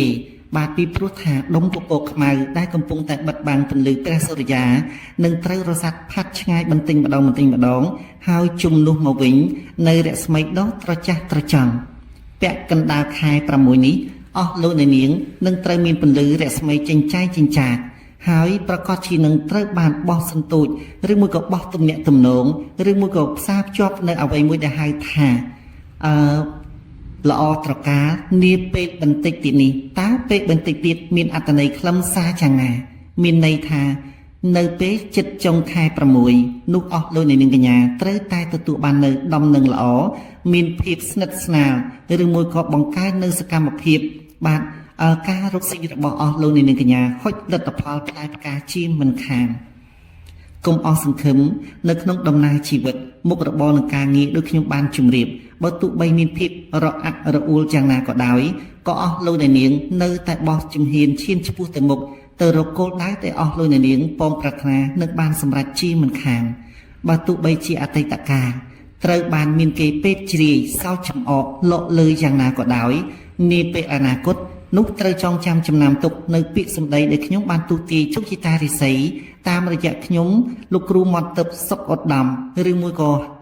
ជំរាបជូនថាលោកគ្រូពិជ័យហោរាកុមារមាត់ទឹកសុកឧត្តមបាទនោះអស់លោកនាងមិនត្រូវអស់សង្ឃឹមទេឆ្នាំជូតត្រូវតែទទួលបាននៅតំណែងថ្មីឬមួយក៏មានវាសនាខ្ពង់ខ្ពស់រងរឿងឧត្តមឧត្តមលែងកំសត់ដោយការក្រៀមមុនទៀតហើយប៉ុន្តែនៅពេលនេះគេតម្រូវឲ្យអស់លោកនាងកញ្ញាដើរតួជាព្រះលក្ខណ៍បាទតើព្រះលក្ខណ៍មានអត្ថន័យខ្លឹមសារយ៉ាងណានៅក្នុងរឿងរាមកេរ្តិ៍ព្រះលក្ខណ៍គឺជាបាទកូនដែលត្រូវបានបើនៅក្នុងសង្គមគ្រួសារនៅក្នុងសង្គមគ្រួសាររបស់ព្រះរាមមានភរិយាយ៉ាងច្រើនសម្រាប់បិតារបស់ព្រះរាមប៉ុន្តែនៅក្នុងបើនិយាយពាក្យសាមញ្ញខ្មែរយើងនិយាយថាមេ1កូន2បានន័យថាម្ដាយឬមួយក៏មាតារបស់ព្រះរាមមានបុត្រតែ2ទេគឺព្រះរាមនិងព្រះលក្ខណ៍ដូច្នេះព្រះលក្ខណ៍គឺជាតួអង្គដែលកាន់សិលដូច្នេះចំពោះឆ្នាំជូតនាពេលនេះគេតម្រូវឲ្យអស់លោកនាងបួសឬមួយក៏កាន់សិលប៉ុន្តែមិនមែនមានន័យថាអស់លោកនាងកញ្ញាត្រូវតម្រូវទៅបួសនៅក្នុងវត្តឬមួយក៏កាន់សិល8ឬមួយក៏សិល10នោះទេតែចង់ជម្រាបថាឲ្យជើងមានសច្ចភាពកុំមានការបំពីបំពៀនឬមួយក៏កុំប្រមាថអ្នកដទៃហើយក៏កុំនិយាយដើមគេកុំទ្រុសជាមួយគេកុំបង្កអសន្តិសុខចំពោះគេនោះអស់លោកនាងនឹងខ្លាយទៅជាតួអង្គឯកសម្រាប់តួព្រះលក្ខណ៍បាទឲ្យតែព្រះលក្ខណ៍កាន់សិលឲ្យពិតប្រាកដបាទដូចខ្ញុំបានជម្រាបអញ្ចឹងមិនមែនកាន់សិលនៅក្នុងវត្តឬមួយក៏កោបត្រងោលក្បាលឬមួយក៏បួសជាដូនជីជាលោកសង្ឃបានហៅថាបួសនោះទេគេតម្រូវអស់លោកនាងកញ្ញាបួសផ្លូវចិត្តមានន័យថាបុគ្គលណាមួយដែលតែងតែប្រមាថដែលតែងតែយីឆ្នាំជូតឬនិយាយសំអុយគេរបស់ឆ្នាំជូតនោះសូមអស់លោកនាងកុំតបតបាទឲ្យតែអស់លោកនាងយកនៅទ្រឹស្ដីរបស់ខ្ញុំបាទជម្រាបឲ្យបួសផ្លូវចិត្តនោះនឹងកែប្រែវាសនារបស់អស់លោកនាងកញ្ញាឧទាហរណ៍ថាដូចជាយើងលក់ចាប់រួយឬមួយក៏យើងធ្វើកិច្ចការអ្វីផ្សេងលក់ដូរមិនសូវបានសម្រេចទេប៉ុន្តែនៅពេលដែលយើងមានខន្តីអភ័យទោសអត់ធ្មត់នោះធ្វើតាមបំណងរបស់ខ្ញុំបណ្ដាំរបស់ខ្ញុំនោះអស់លោកនាងប្រកាសជានឹងលក់ដូរដាច់ជាមិនខាននេះគឺជាបំណងល្អរបស់ខ្ញុំលោកគ្រូពិជ័យហារាកុមារមន្ទិបសុកឧត្តមបាទអស់លោកនាងត្រូវចងចាំថាមានបុគ្គលឆ្នាំជូតខ្លះតែងតែសួរមកកាន់ខ្ញុំថាតើថ្ងៃក្រោយមានផ្ទះបុណ្យដែរឬទេថាតើដំណើរជីវិតឧទាហរណ៍ឆ្នាំជូតជាមួយនឹងឆ្នាំឆ្លូវស្រីបាទអស់រយៈកាលកន្លងមកនេះច្រើនតែរស់នៅមិនចុះសម្រុងជាមួយគ្នាចំពោះស្វាមីភរិយាខ្លះដែលឆ្នាំជូតជាបរិសចាប់ដៃសេពគប់ផ្សំពងសម្ព័ន្ធមេត្រីជាមួយឆ្នាំឆ្លូវជាស្ត្រីជាភរិយាច្រើនតែចុះចោលគ្នាទាំងពាក់កណ្ដាលផ្លូវ បាទប្រសិនបើអស់លោកអ្នកនាងចង់ជ្រាបច្បាស់អំពីដំណើរជោគជតារិស័យវាសនារបស់អស់លោកអ្នកនាងសូមអញ្ជើញលើកទូរស័ព្ទភ្ជាប់ទំនាក់ទំនង Telegram តាមរយៈលេខ012 64 5118មួយខ្សែទៀត097 77 62 844បាទនៅក្នុងនោះផងដែរបើសិនជានៅក្នុងសង្គមគ្រួសាររស់នៅមិនសូវចុះសម្រុងជាមួយគ្នាឬក៏នៅកន្លែងធ្វើការឬមួយក៏ប្រកបកិច្ចការអ្វីសិតតែទទួលបាននៅលទ្ធផលអវិជ្ជមានបាទអស់លោកអ្នកនាងអាចអញ្ជើញទំនាក់ទំនងជាមួយនឹងខ្ញុំបាទលោកគ្រូមាត់ទឹកសុខឧត្តមបានក្នុងនោះផងដែរមានយន្តស្នេហ៍គ្រប់ប្រភេទឬមួយក៏យន្តការពារភយន្តរាយផ្សេងនឹងមានធ្វើកិច្ចយ៉ាងច្រើនជូនដល់អស់លោកអ្នកនាងកញ្ញាបាទជួនកាលឆ្នាំជូនខ្លះអភ័ព្វស្នេហ៍អភ័ព្វញាតិដូច្នេះនីតិយើងក៏អាចកែនៅវាសនាអភ័ព្វជូនដល់អស់លោកអ្នកនាងកញ្ញាបានដែរប្រញាប់ឡើងរុះរាន់ឡើងដើម្បីកុំឲ្យជីវិតរបស់អស់លោកអ្នកនាងកញ្ញាជួបនៅស្រមោលអពមង្គលបាទជីវិតតែងតែមានក្តីសង្ឃឹមបាទហើយមានរយៈពេលខ្លីណាស់តែ10ឆ្នាំមានប៉ុន្មានដងតែយើងសុខចិត្តរស់នៅក្នុងភពអស់សង្ឃឹមរហូតមួយជីវិតឬមួយក៏យ៉ាងណាបាទធានាថាជួបជាមួយខ្ញុំលោកគ្រូពិជ័យហារាកុមារមន្តពសុខដំអាចធ្វើឲ្យជីវិតរបស់អស់លោកអ្នកនាងដែលធ្លាប់ត្រូវបានអាប់អួរដែលធ្លាប់ត្រូវបានគេប្រមាថមើលងាយឲ្យមានរស្មីភ្លឺចិញ្ចាចការលក់ដូររបស់អស់លោកអ្នកនាងកញ្ញានឹងចាប់ផ្ដើមមានសភាពអ៊ូអរហើយត្រូវទទួលបាននូវផលចំណូលហួសពីការស្មានបាទនៅពេលនេះខ្ញុំបាទលោកគ្រូពិជ័យហារាកុមារមន្តពសុខឧត្តមឬមួយក៏ហៅថាលោកគ្រូមន្តពសុខឧត្តមសូមជម្រាបលាសូមអរគុណមុននឹងជម្រាបលាក៏សូមប្រសិទ្ធពរជ័យថ្វាយជូនដល់សម្ដេចអគ្គសេនាបតីតេជោហ៊ុនសែន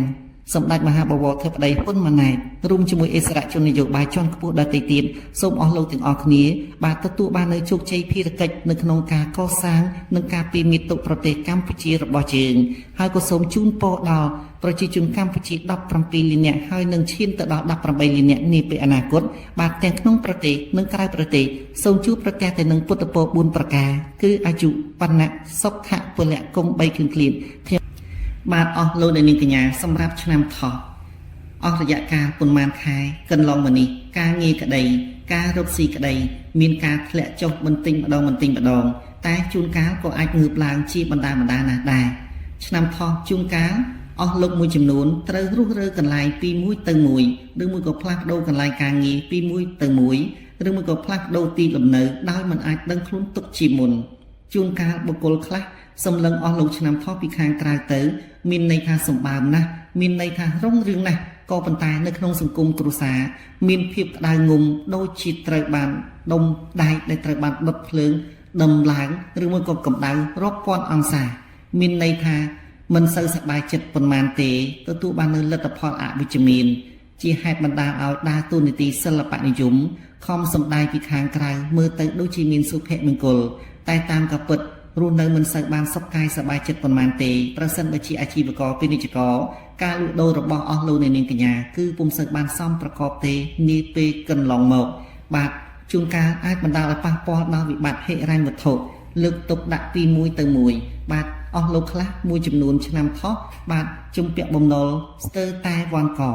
បាទជំពាក់ធនាគារផងអង្គការផងឯកជនផងដោះស្រាយពុំសូវបានដោយបំណងពងប្រាថ្នាតែចំពោះឆ្នាំថោះខ្លះទៀតបែរជាមានវាសនារុងរឿងឧត្តមឧត្តមបាទរស់នៅក្នុងជីវភាពដ៏ល្អប្រពៃបាទពុំមានជំពាក់បំណុលអង្គការឬមួយក៏ធនាគារណាទេហើយនៅក្នុងសង្គមគ្រួសារនិយាយគ្នាស្ដាប់គ្នាបានស្និទ្ធស្នាលជាមួយគ្នាជាទីបំផុតធ្វើឲ្យមេត្រីភាពនិយមនៅក្នុងសង្គមគ្រួសារពោពេញទៅដោយសុភមង្គលចំពោះឆ្នាំថោះខ្លះទៀតបាទចំពោះការស្និទ្ធស្នាលហាក់បីដូចជាមានការបែងចែកមានភាពស្និទ្ធស្នាលជាមួយនឹងអ្នកម្ដាយតែចំពោះឪពុកហាក់បីដូចជាឆុងគ្នាទៅវិញនេះក៏សង្គមគ្រួសារខ្លះនៅក្នុងឆ្នាំថោះក៏អាចជម្រាបជូនបានដែរឆ្នាំថោះខ្លះទៀតបាទមិនសមប្រកបទេនៅក្នុងដំណើរជីវិតបាទមានភាពរង្គោះរង្គើបាទការរកស៊ីមិនសមប្រកបការប្រកបរបរណាមួយមិនច្បាស់លាស់ជាហេតុបណ្ដាលឲ្យមានអស្ថិរភាពនៅក្នុងហិរញ្ញវត្ថុមានភាពចលាចលប្រៀបបានទៅនឹងស្រមោចកំពុងតែដើរតួនាទីនៅក្នុងផ្ទះខ្លាញ់បាទមិនសប្បាយទេ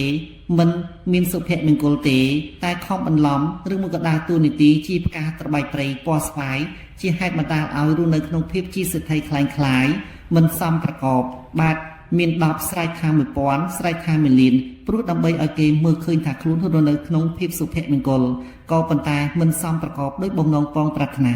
តែចំពោះឆ្នាំថោះខ្លះទៀតវិញបាទជីវិតពោពេញទៅដោយភាពសុខកាយសប្បាយចិត្តរស់នៅក្នុងភាពផ្កាកុលាបបាទមានសុភមង្គលស្វាមីយល់ចិត្តនាងក្នុងសង្គមគ្រួសារម្ដាយឪពុករស់នៅនិយាយគ្នាស្ដាប់គ្នាបានកូនស្រឡាញ់អ្នកម្ដាយឬមួយក៏លោកឪពុកសមាជិកនៅក្នុងសង្គមគ្រួសារឬមួយក៏នៅក្នុងអង្គភាពឬមួយក៏នៅក្នុងក្រុមហ៊ុនឯកជនបាទកូនចៅស្ដាប់បង្គាប់របស់នាងឬមួយក៏ស្ដាប់បង្គាប់ដល់ទៅស្វាមីឬមួយក៏ជាប្រធានណាមួយនោះសុទ្ធសឹងតែទទួលបាននៅសុភមង្គលមិត្តភក្តិចិត្តដិតស្និទ្ធស្នាលជាទីបំផុតនេះមិនមែនមានន័យថាឲ្យតែឆ្នាំថោះទាំងអស់សុទ្ធតែទទួលបាននៅវាសនាដូចគ្នានោះទេក៏ប៉ុន្តែសម្រាប់ខែ6ឆ្នាំ2026នេះបាទនៅក្នុងសប្តាហ៍ទី2ឡើងទៅបាទចុងសប្តាហ៍ទី2រាសីរបស់អស់លោកអ្នកនាងកញ្ញាកំពុងតែទទួលបាននៅវាសនាល្អរុងរឿងខ្ពង់ខ្ពស់ឧត្តមឧត្តមត្រូវជូននៅចំណុចមួយដែលអស់លោកអ្នកនាងកញ្ញាចង់ដឹងថាសម្រាប់ខែ6នេះតើរាសីរបស់អស់លោកអ្នកនាងកញ្ញាយ៉ាងណាតើពិតប្រាកដដែរឬទេបាទរាសីរបស់អស់លោកអ្នកនាងកញ្ញានាពេលនេះនៅចុងសប្តាហ៍ទី2គឺត្រូវទទួលបាននៅរាសីល្អបង្គួរសូមចូលរួមអបអរសប្បាយចិត្តចំពោះអស់លោកអ្នកនាងកញ្ញាឆ្នាំថោះដែលត្រូវទទួលបាននៅរាសីល្អបង្គួរនៅចុងសប្តាហ៍ទី2បាទរីឯលេខសំណាងកុំភ្លេចណាអញ្ជើញចុច share ម្ដងភ្លាមតាមរយៈលេខសំណាង243បាទ243ធ្វើឲ្យជីវិតរបស់អស់លោកអ្នកនាងកញ្ញាជួបប្រទះទៅនឹងភាពជោគជ័យក្នុងដំណើរជីវិតពណ៌សំណាងរបស់អស់លោកអ្នកនាងកញ្ញានាពេលនេះគឺពណ៌ត្រាវនិងពណ៌ផ្កាកុលាបបាទ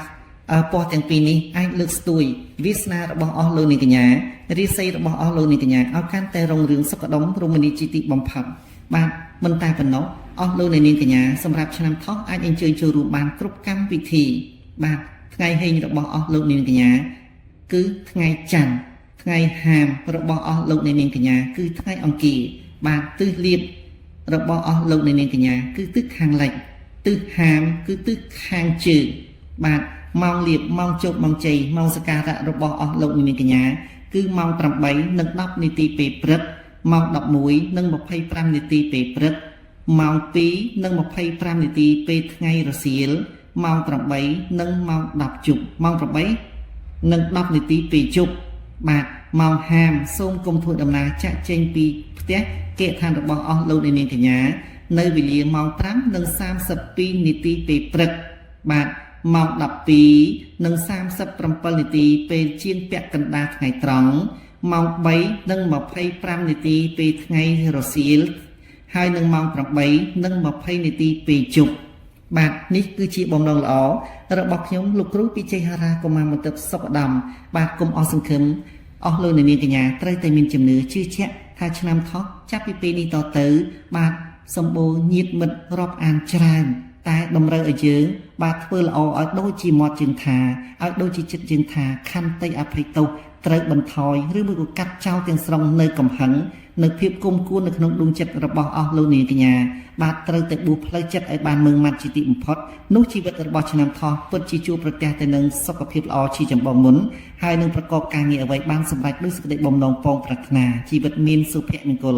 បាទក៏ប៉ុន្តែប្រសិនបើអស់លោកនាងចង់ជឿច្បាស់ក្នុងដំណើរជីវិតអញ្ជើញថតនៅខ្សែបាតដៃស្ដាំនិងឆ្វេងមកខាងមួយពងផ្ញើមកកាន់នីតិយើងរួមជាមួយថ្ងៃខែឆ្នាំកំណើតរបស់អស់លោកអ្នកនាងកញ្ញាប្រសិនបើអស់លោកអ្នកនាងកញ្ញាមិនចាំ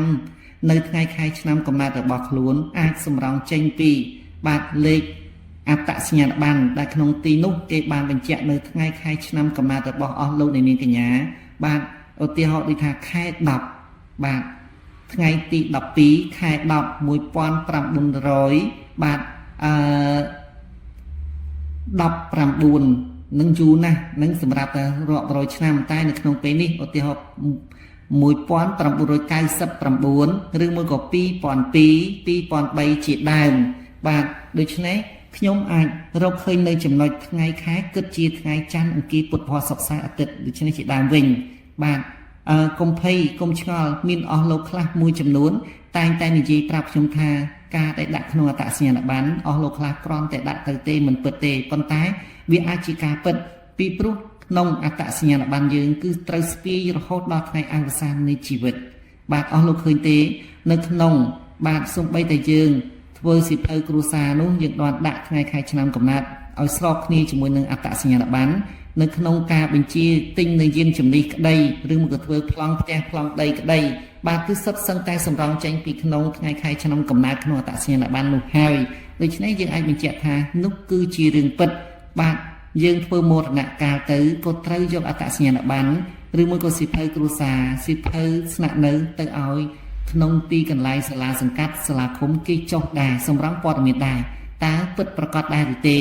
ដូច្នេះត្រូវអញ្ជើញថតនៅខ្សែបាតដៃស្ដាំនិងឆ្វេងមកខាងមួយប៉ុម្ពោព្រមទាំងថ្ងៃខែឆ្នាំកំណើតបើសិនជាចាំឧទាហរណ៍ជូតឆ្លើយខាលខុសឬមួយក៏ជាខែខ្មែរបាទឬមួយក៏ជាខែបារាំងបាទឬមួយក៏ថ្ងៃ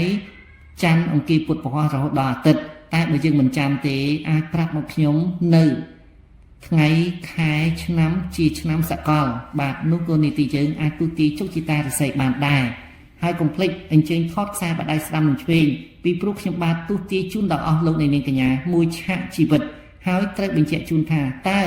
ត្រូវមាននៅថ្ងៃណាហើយបើសិនជាយើងមានស្វាមីភរិយាត្រូវប្រត់គ្នាប្រត់នៅថ្ងៃណាខែណាឆ្នាំណាហើយទិសណាហើយបើសិនជាយើងចង់លក់ដូររកស៊ីតើយើងគួរទៅរកនៅទិសណាបើកតូបនៅទិសណាឬមួយក៏យើងមានផ្ទះបាយទៅទិសណាក៏ប៉ុន្តែឧទាហរណ៍ប្រសិនបើខ្ញុំទាយថាអស់លោកនាងកញ្ញាលុះត្រាតែផ្ទះបាយមុខទៅទិសខាងត្បូងទើបមានសេរីសុស្ដីសុភមង្គលតែចែកដំបច្ចុប្បន្នភាពនេះអស់លោកបាយជាមានផ្ទះបាយទៅទិសខាងលិចតើគួរតែលក់ផ្ទះឬមួយក៏រុះរើផ្ទះដើម្បីធ្វើឲ្យស្របទៅតាមសភាពការដែលខ្ញុំបានទូទាយជោគជតារិស័យដែរឬទេចម្លើយនេះខ្ញុំនឹងត្រូវជម្រាបជូននៅពេលដែលអស់លោកនាងកញ្ញាលើកទូរស័ព្ទជួបទំនាក់ទំនងសារជាថ្មីម្ដងទៀតតាមរយៈលេខទូរស័ព្ទ012 64 5118មួយខ្សែទៀត097 77 62 844សូមជម្រាបថានីតិយើងអាចបំពេញកិច្ចជូនដល់អស់លោកនាងកញ្ញាបានដូចជាបាទមានកន្សែងយ័ន្តកន្សែងស្នេហ៍គ្រប់ប្រភេទដែលអាចបំពេញសេចក្តីតម្រូវការឲ្យអស់លោកនាងកញ្ញាជួបជុំគ្នាបាននៅពេលដែលអស់លោកនាងកញ្ញាបាទអ្នកខ្លះលែងលះគ្នាអស់រយៈកាលច្រើនថ្ងៃខែឆ្នាំបាទឬមួយក៏ការប្រកបរបររកស៊ីចំនួនមិនសមប្រកបគេលក់ដូរដាច់បាយជាយើងនេះបិទតូបឬមួយក៏អង្គុយមើលគេលក់ដូរធ្វើប្រងើយទៅវិញដូច្នេះមានរឿងច្រើនណាស់ដែលអស់លោកនាងកញ្ញាចង់ជួបជាមួយខ្ញុំបាទលោកគ្រូពិជ័យហរាកុមារមន្ទិបសុខឧត្តមនៅក្នុងការបញ្ជាយានជំនិះគ្រប់ប្រភេទនៅក្នុងការធ្វើដំណើរដូច្នេះដើម្បីជៀសឲ្យផុតអំពីស្រមោលអពមង្គលគ្រោះថ្នាក់ចរាចរណ៍បាទអាចមានយន្តដើម្បីបញ្ជានៅភាគយន្តរាយផ្សេងគឺយន្តបាទដាក់បិទតាមខ្នងទូរស័ព្ទដៃរបស់អស់លោកនាងកញ្ញាក្នុងសភាពការនេះបាទក្នុងព្រឹត្តិការណ៍នេះប្រតិបត្តិនិយមបានតម្រូវថាមនុស្ស100នាក់សឹងតែកាន់ទូរស័ព្ទដៃ98នាក់ទៅហើយដូច្នេះមានយន្តត្រូវបិទនៅក្រៅក្នុងទូរស័ព្ទជាយន្តបញ្ជានៅភាគយន្តរាយហើយនឹងប្រមូលលៀបសក្ការៈជូនដល់អស់លោកនាងកញ្ញា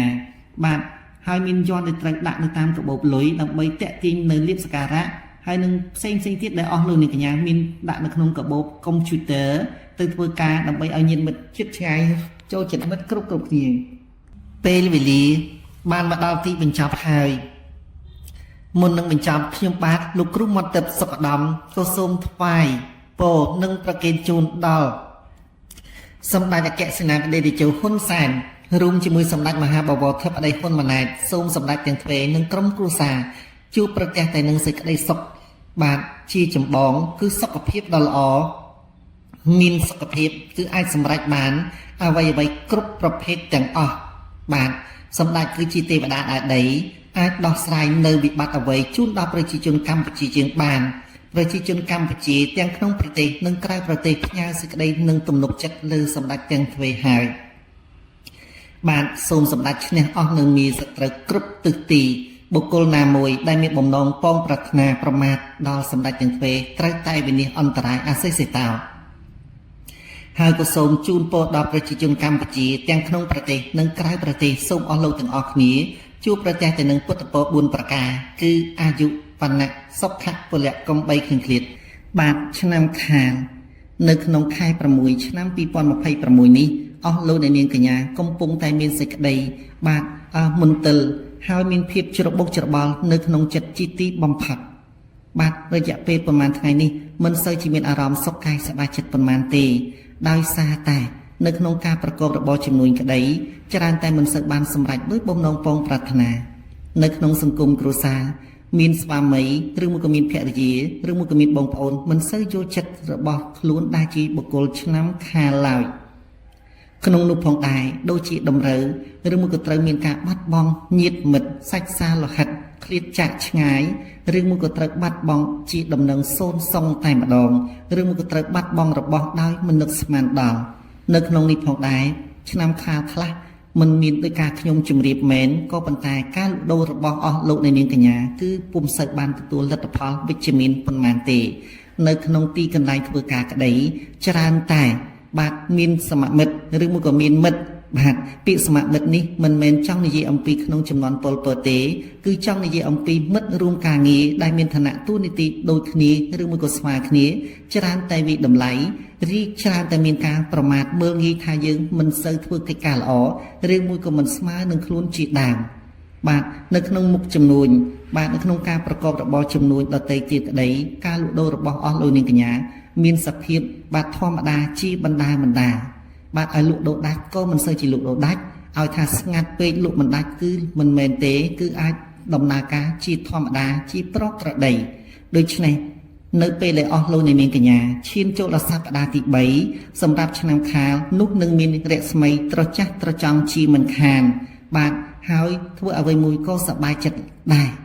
ប៉ុន្តែនៅក្នុងចុងខែ5និងដើមខែ6នេះបាទកំពុងតែច្របូកច្របល់រងនឹកស្មានមិនត្រូវបាទថាមានរឿងដូចជាមិនមានរឿងចំពោះឆ្នាំខាលខ្លះថាមានវិបត្តិដូចជាមិនមានវិបត្តិចំពោះឆ្នាំខាលខ្លះឬមួយក៏មានការបាត់បង់សមាជិកឬមួយក៏ញាតិមិត្តរបស់ខ្លួនក៏អាចថាបានក៏ប៉ុន្តែហាក់បីដូចជាធម្មតាអាចកាត់ចិត្តបាន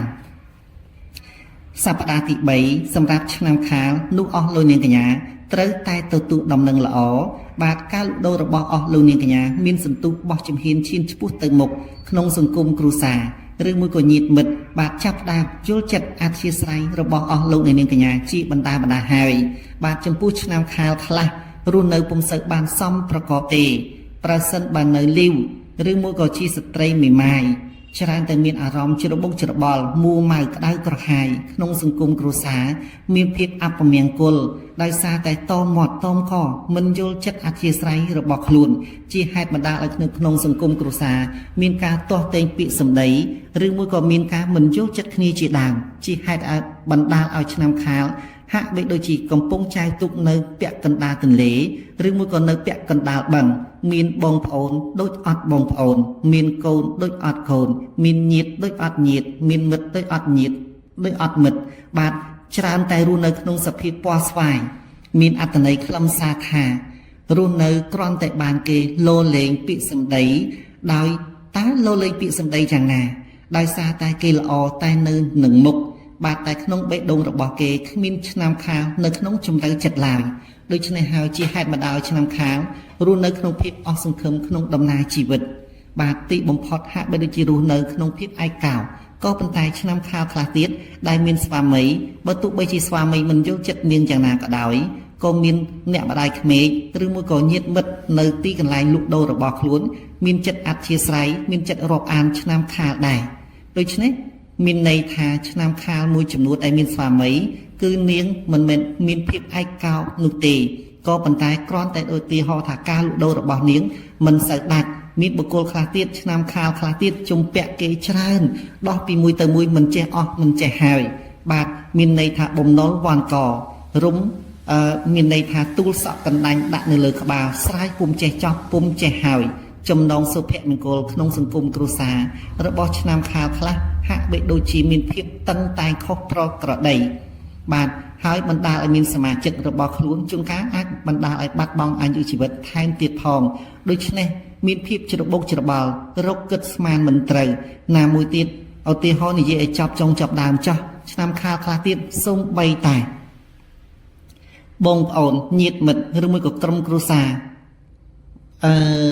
ដែលត្រូវអស់បុណ្យបានន័យថាស្លាប់ ក៏ឆ្នាំខាលខ្លះទៀតពុំមានលទ្ធភាពនឹងអាចចូលរួមចំណែកបានឡើយដោយសារតែមានវិបត្តិហេរ៉ាញ់វត្ថុក្នុងសង្គមគ្រួសារលក់ដូរមិនសូវដាច់ផងស្វាមីមិនយល់ចិត្តនាងផងកូនមិនសូវបានផ្ដល់នៅសម្បទាននៃការផ្ដល់នៅចិត្តគំនិតឲ្យអ្នកម្ដាយផងនោះជាហេតុឲ្យបណ្ដាលឲ្យឆ្នាំខាលដកដង្ហើមតែម្នាក់ឯងដោះស្រាយបំណុលធនាគារដោះស្រាយបំណុលអង្គការឬមួយក៏ជំពាក់ក្រុមហ៊ុនឯកជនដទៃទៀតក្តី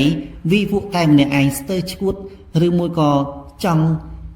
រត់ចោលស្រុកក៏អាចថាបានក៏ប៉ុន្តែស៊ូទ្រាំអត់ធ្មត់ក៏ប៉ុន្តែឆ្នាំខាលខ្លះទៀតមិនមានជំពាក់បំណុលអង្គការទេតែលក់ដូរមិនសូវដាច់បាទដូច្នេះប្រសិនបើចង់ជំនះនៅស្រមោលអពមង្គលសូមអញ្ជើញលើកទូរស័ព្ទភ្ជាប់ទំនាក់ទំនងជាមួយខ្ញុំលោកគ្រូពិជ័យហារ៉ាកុមារមន្ទិបសុកឧត្តមឬហៅថាឲ្យងាយស្រួលចងចាំចំណាំទុកគឺលោកគ្រូមន្ទិបសុកឧត្តមតាមរយៈលេខទូរស័ព្ទ012 64 51 18មួយខ្សែទៀត097 77 62 844ធានាថាដំណោះស្រាយក្នុងវិបត្តិស្នេហ៍យុវវ័យក្តីបាទយុវចាស់ក្តីឬមួយក៏ក្នុងសង្គមគ្រួសាររស់នៅមិនសូវចុះសម្រុងជាមួយគ្នាការលក់ដូររបស់អស់លោកនាងកញ្ញាពុំសូវដាច់យើងមានយន្តស្នេហ៍គ្រប់ប្រភេទដែលអាចតាក់ទាញនៅមនោសញ្ចេតនាឲ្យស្វាមីវិលមកជួបភរិយាវិញឬមួយក៏ភរិយាវិលមកជួបនឹងស្វាមីបានដោយបំណងប៉ងប្រាថ្នាឬមួយក៏អាចធ្វើបាទជាយន្តសម្រាប់ដាក់នៅក្នុងកាបូបលុយឬមួយក៏ក្នុងកញ្ច្រែងលុយដើម្បីតាក់ទាញនៅភ្ញៀវតាក់ទាញនៅលុយឲ្យហូរចូលមកខុសប្រក្រតីបានបាទកុំភ្លេចជួបជាមួយខ្ញុំបាទលោកគ្រូពិជ័យហារ៉ាកុមារមន្ទិបសុកឧត្តមឬហៅថាលោកគ្រូមន្ទិបសុកឧត្តមអាចបំពេញនៅចំណង់ចំណូលចិត្តដោះស្រាយនៅស្រមោលអពមង្គលជូនដល់អស់លោកនាងកញ្ញាបានបាទមានយុវជនខ្លះទៀតឆ្នាំខាលត្រូវរស់នៅឆ្ងាយពីស្រុកកំណើតរបស់ខ្លួនដោយសារតែនៅក្នុងស្រុកភូមិរបស់ខ្លួនរកស៊ីមិនសមប្រកបជាហេតុបណ្ដាលឲ្យវិច្ចសម្ពាយឆ្លងពីខេត្តមួយទៅខេត្តមួយរស់នៅក្នុងភពអស់សង្ឃឹមក្នុងដំណើរជីវិតហត់នៅជាទីបំផុតក៏ប៉ុន្តែនៅតែដដែល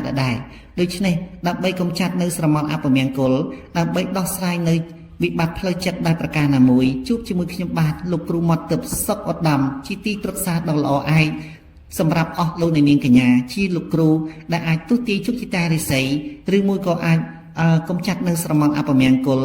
ឬមួយក៏ធ្វើឲ្យកែប្រែនៅវាសនាអភ័ព្វស្នេហ៍អភ័ព្វញាតិរបស់អស់លោកនាងកញ្ញាបានបាទរស់រានឡើងប្រញាប់ឡើង10ឆ្នាំមានប៉ុន្មានដងតែសុខចិត្តបណ្ដាលឲ្យរស់នៅក្នុងភពអស់សង្ឃឹមក្នុងដំណើរជីវិតជាដដែលឬមួយក៏យ៉ាងណា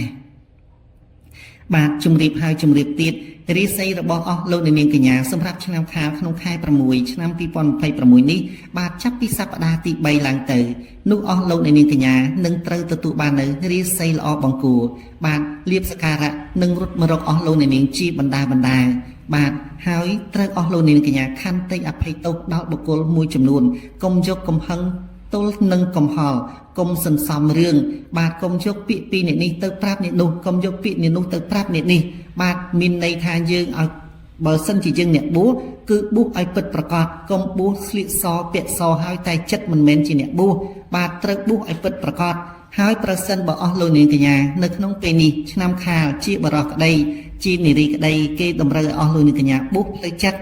បាទគឺកុំច្របូកច្របល់កុំនិយាយដើមគេកុំយករឿងគេមកវិភាគកុំយកគេធ្វើជាចំណាប់ខ្មាំងរបស់យើងកុំយកគេជាសត្រូវកុំយកយើងធ្វើជាមេរបស់គេរហូតត្រូវបណ្ដោយឲ្យគេមានអិសរភាពត្រូវបណ្ដោយឲ្យគេមានចិត្តគំនិតនៅក្នុងដំណោះស្រាយវិបត្តិរបស់គេផងបាទកុំយកគេធ្វើជាចំណាប់ខ្មាំងរបស់យើងត្រួតត្រាគេអស់មួយជីវិតនោះមិនសមប្រកបទេ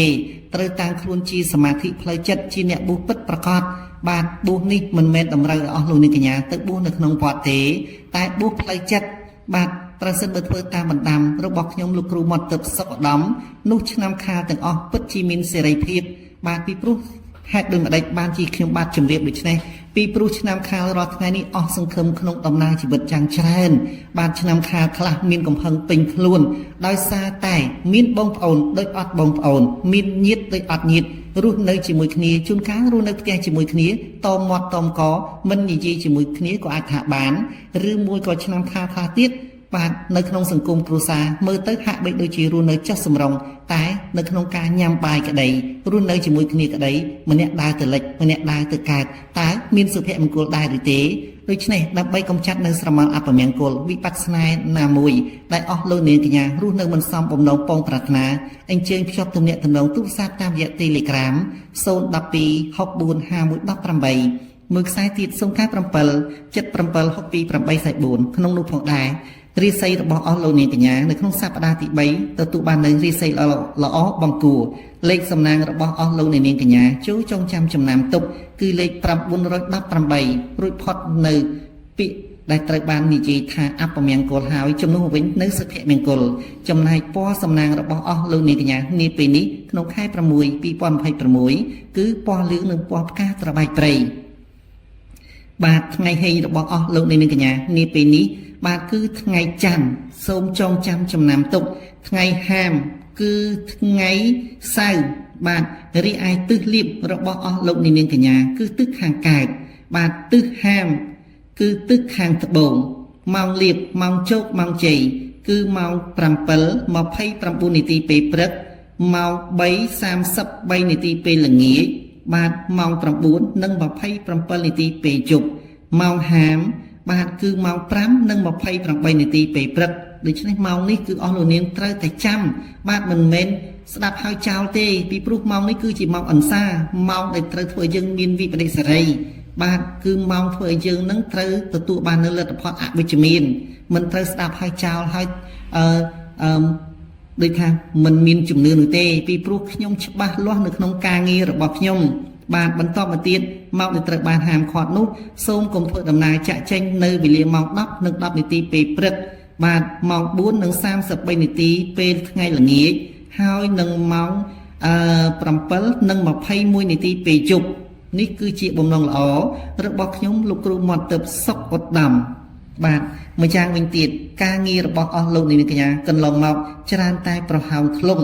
ឬមួយក៏មានបញ្ហាយ៉ាងច្រើនជាមួយនៅក្នុងសង្គមគ្រួសារ